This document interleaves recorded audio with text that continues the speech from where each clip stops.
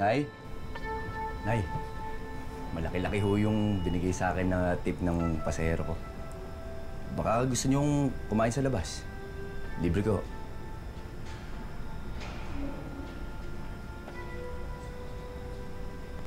Nay, alam ko naman ho na lagi ho akong wala. Kaya nga gusto ko sanang pumawi po sa inyo eh.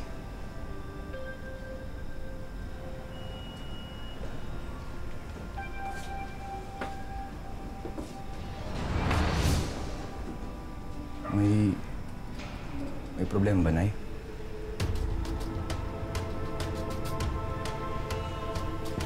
Anak, magsabi ka ng totoo sa akin. Huwag kang magsisinungaling. Gusto kong sagutin mo ang tanong ko. Tumingin ka sa mga mata ko at sabihin mo sa akin ang totoo. Ikaw ba si Black Rider?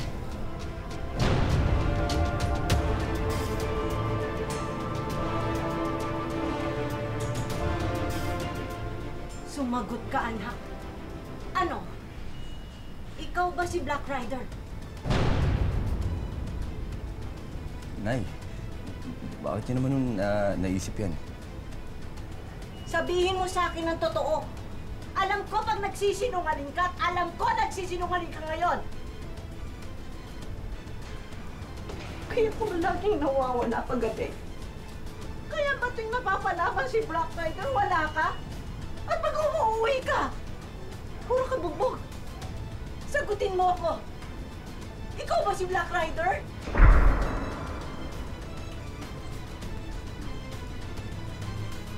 Tara na nga dito, nakakahiya ka talaga. Wala ka ng pinipiling lugar, ah. Alam mo, nakakahiya ka, nananakit ka ng mga taong wala namang ginagawang kasalanan sa'yo. Gawain mo rin naman mamahiya at gumawa ng gulo, di ba? Ngayon, alam mo na ang pakiramdam ko tuwing gumagawa ka ng skandalo. Susunod na gumawa ka pa ng skandalo, ako na mismo makikipaghiwalay sa'yo. Di ba sinabi ko naman sa'yo, magpapakatino na ako?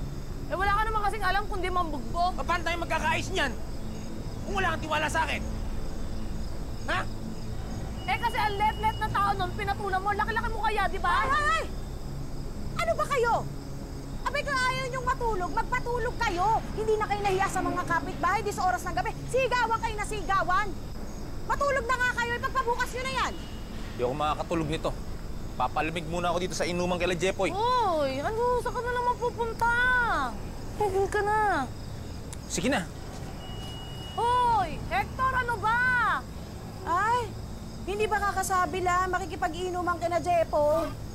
Abay, para sa ikakapanatag ng loob mo, bakit hindi ka mismo ang maghati doon sa inuman? Pagkatapos, sunduin mo na rin mamaya pag-uwi. Hindi ba ganyan naman ang gusto mo, Pretty? Ikaw naman konting kibot ng asawa mo eh. Gusto mo alam mo lahat.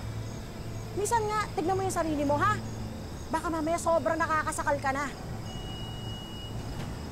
Isip tong mga to. Tulog ka na!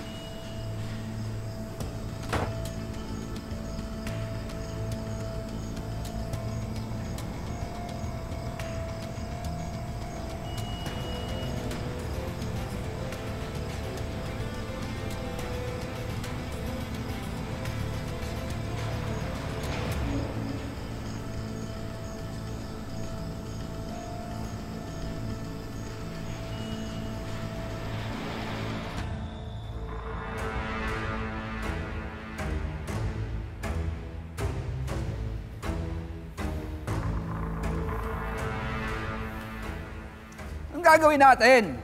Anong plano? Uubusin natin yung mga babae dun sa safe house.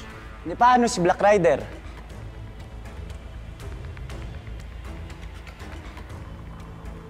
Sige na. May kutob ako, pupunta yung hayop na Black Rider na yan dun sa safe house. Kaya pag nagkataon, hindi lang yung lintik na mga babae na yan yung papatayin natin. Totodasin na rin natin si Black Rider.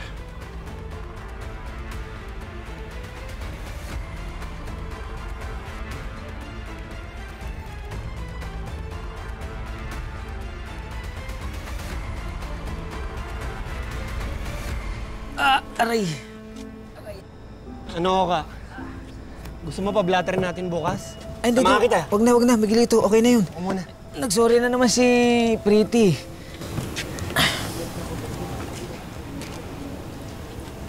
Alam mo, sana matauhan niya si Pretty. Naaawa ako sa kanya eh. Paulit-ulit yung ginagawa sa kanyang kawalangyaan ng asawa niya.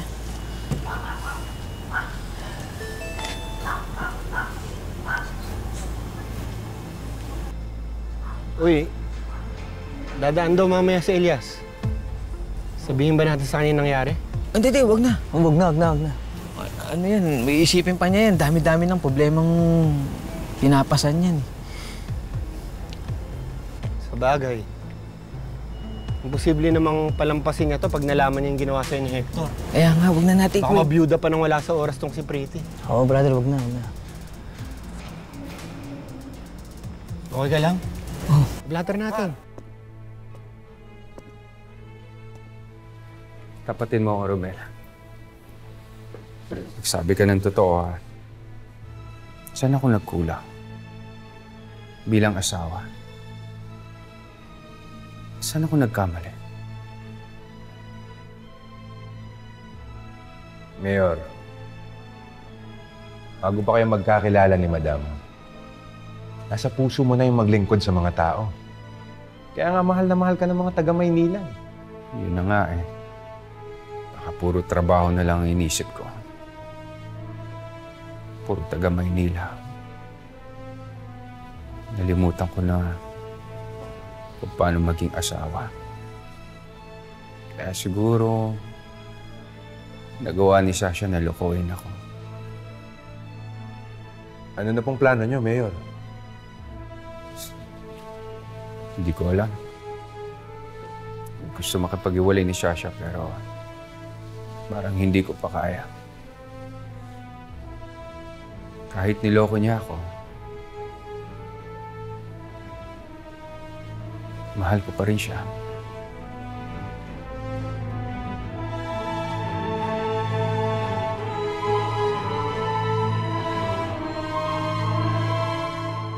Sagutin mo ako! Ikaw ba si Black Rider?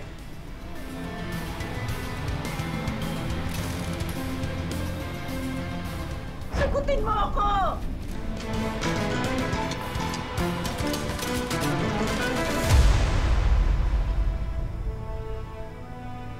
Tama ko kayo, Nay.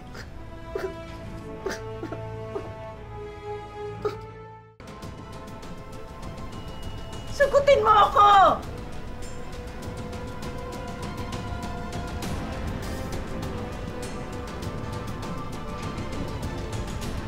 Tama ko kayo, Nay.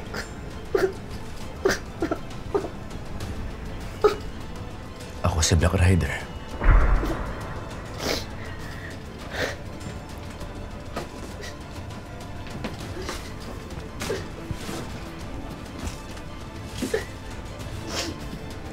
Paano niyo nalaman? Nung una, nakita ko yung mga sugat mo. Tapos yung helmet mo na kina Miguelito. Magkarugtong ang mga pusod natin. Nanay mo ko. Iba ang kutob ng isang ina. Diyos, bakit nangyayari ito? Bakit mo ito ginagawa? Bakit mo nilalagay sa alanganin ng buhay mo? Para gumanti, Nay. Para gantihan yung mga taong pumatay sa pamilya ko.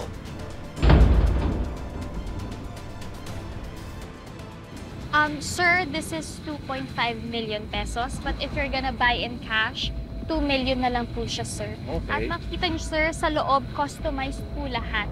Nakita niyo yung seats, leather po lahat yan. Limited edition. Tsaka kung mapupunta sa inyo to, sir, swerte ka.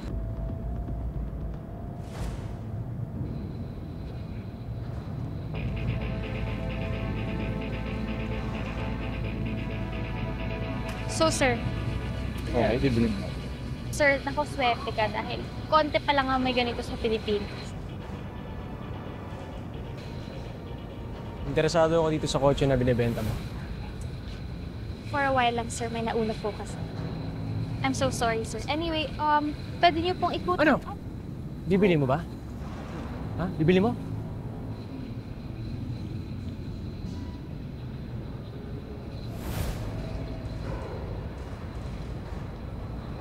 Alin po dito ba, sir, ang interesado kayo at hindi po kayo makapaghintay? Paano kung ikaw ang gusto ko?